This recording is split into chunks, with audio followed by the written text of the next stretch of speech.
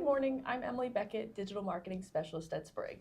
And I'm Joel Williams, Director of Wholesale Sales here at Sprague. Welcome back to Sprague's Refined Products Review, where we share what's moving the market, giving you insight into what we're seeing every day.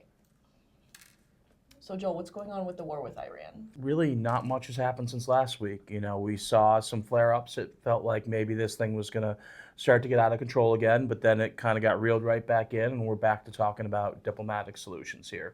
So, again, the market's kind of moving sideways at this point, waiting for what really is going to happen next.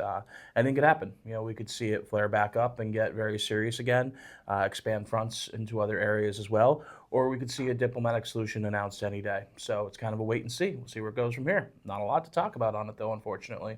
Well, with no major developments, Joel, what else do you want to talk about? Yeah, actually, I want to tell you a story about a friend of mine. A friend of mine, she's got a good job, makes good money, spends within her means, and has been saving for a while now. But something's been going on. What's going on with her? She works for a company that just lost some major contracts, and they're cutting their production down by like 10 or 15%. And as such, they cut her hours by 10 or 15%. So she's making a lot less today than she was just a couple weeks ago.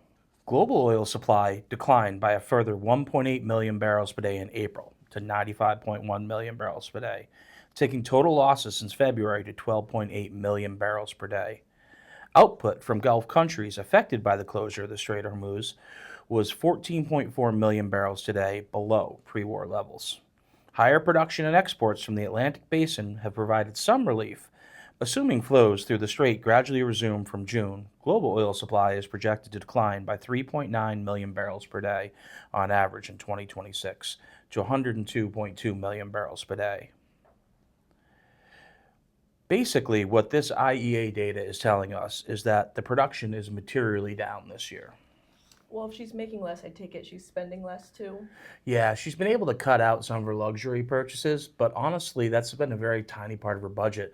Rent, car payments, food. She still has to pay for all those things, and it takes up most of her budget. World oil demand is forecast to contract by 420,000 barrels per day year over year in 2026 to 104 million barrels per day, 1.3 million barrels per day less than our pre-war forecast. The biggest decline is in second quarter of 2026, down by 2.45 million barrels per day, of which the OECD accounts for 930,000 barrels a day, and the non-OECD for 1.5 million barrels per day. The petrochemical and aviation sectors are currently most affected, but higher prices, a weaker economic environment, and demand-saving measures will increasingly impact fuel use.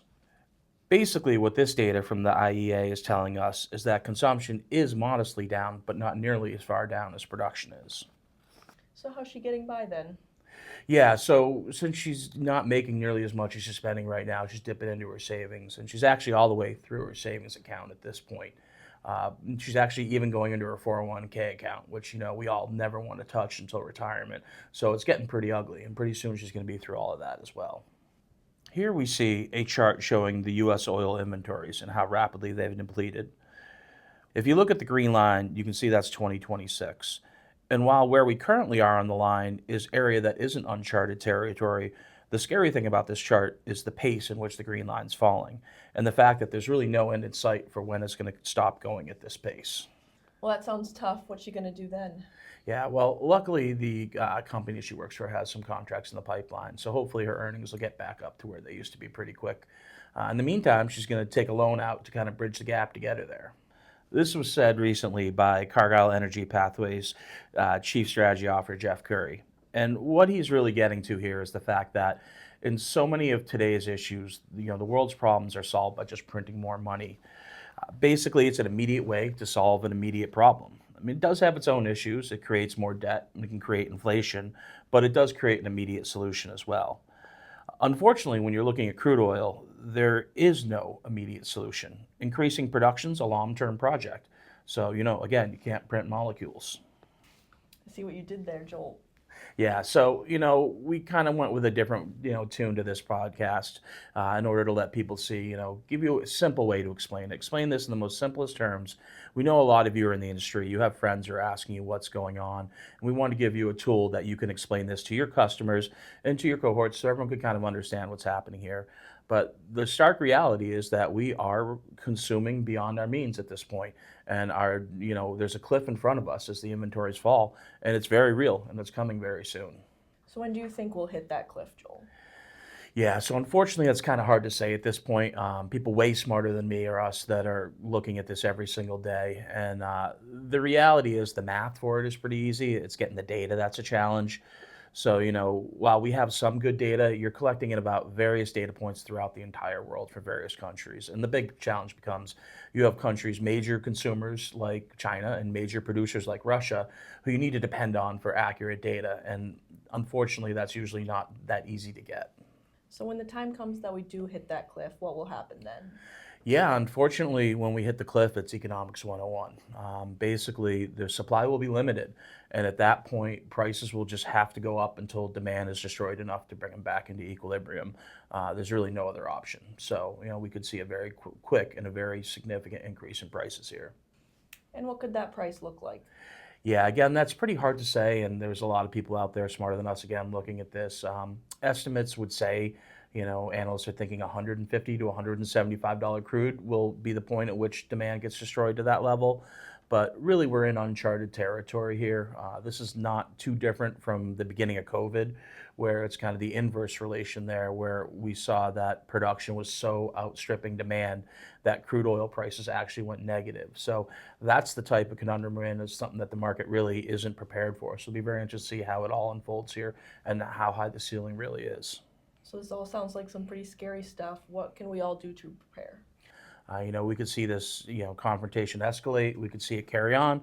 We could see it be resolved anytime. So you really don't want to end up on the wrong side of the headline here. So again, let's say it every week. Buy what you can sell and sell what you can buy. Stay in touch with your partners in the business and work with partners that you can trust. You have to have a plan and make sure that the people, your suppliers and your partners also have a plan. Really becomes about, playing as a cohesive orchestra in this area so that we can all come out, on the right side of this. Other than that, I would say stay tuned and see what happens here.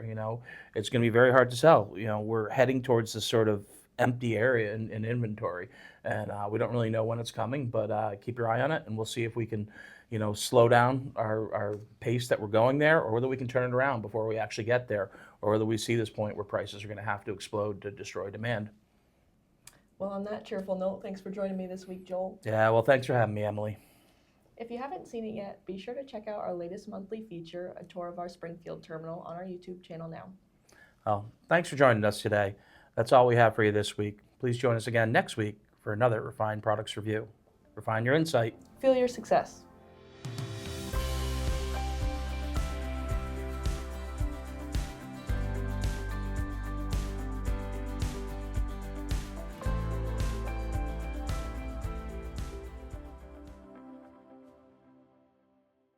Issue earnings very soonly, very soon. Wow, soonly, that's a good word. All right.